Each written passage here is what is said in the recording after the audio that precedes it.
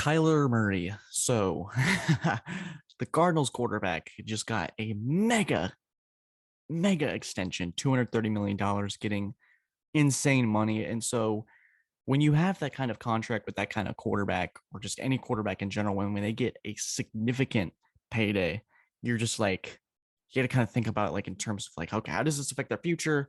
How does this affect the team? Is this the right move? Is it too much? So I have all of my thoughts and opinions on this. And part of me at first was like, really? That much money? I don't really, and maybe get some backtrack from this, but I don't think Kyler Murray's necessarily worth $230 million. I don't think he's on the same level as Deshaun Watson. When Deshaun Watson plays, that's a whole thing. But my initial reaction was, what the heck are the Cardinals doing? But the more you think about it, and someone was able to talk some sense into me, it's kind of like, hey, they had to. And once you get your guy, once you have that realization that, hey, this is our franchise quarterback, you want to lock him up. And I think the way I was thinking about it is in terms of what has Kyler Murray done in the NFL that's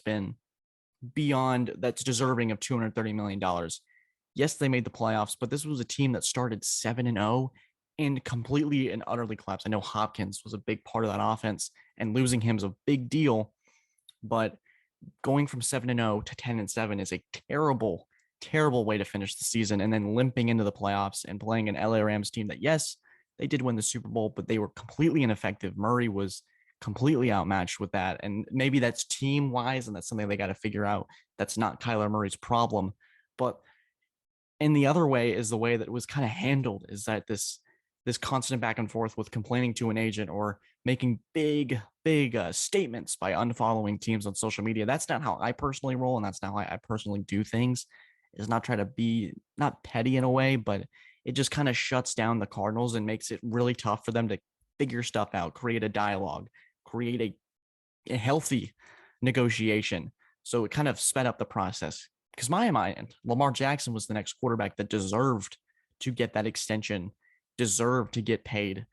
League MVP, winning his quarterback back at the age of 25, won a playoff game at home against a really good Tennessee team in 2020, got over that hump. Josh Allen recently got paid a year ago, took his team to the AFC Championship game, won the AFC East, 35 touchdown passes, over 4,500 yards in 2020.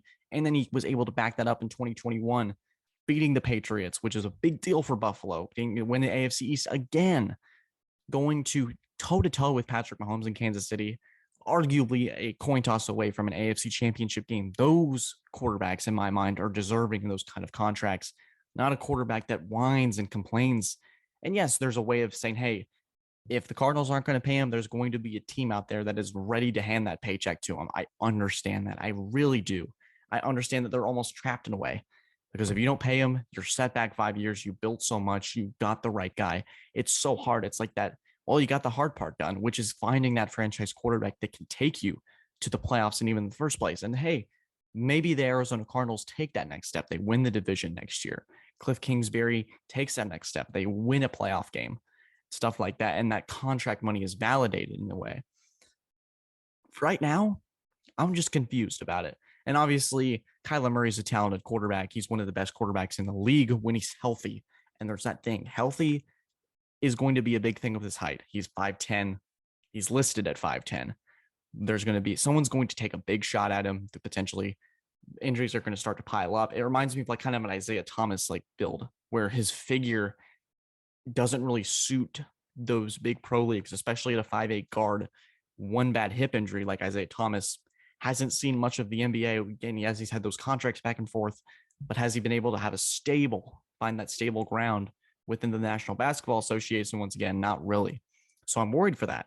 I'm worried the Cardinals took a big step, and they had to. It was almost like they had somebody pushing them to make that big step. There's like you're walking and someone's pushing you to constantly like there's like a shard of glass, like a pile of glass, and you got someone pushing you. This is the weirdest analogy in the world, but I'm just like, it's weird.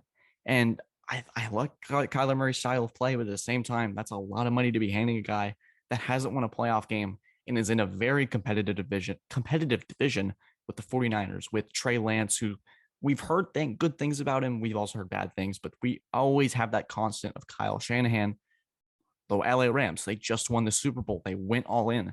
They still retained that majority of that roster minus Von Miller and Odell Beckham, but they still have Aaron Donald. They still have Matthew Stafford. They still have Cooper Kupp. Cam Akers is going to be healthy again.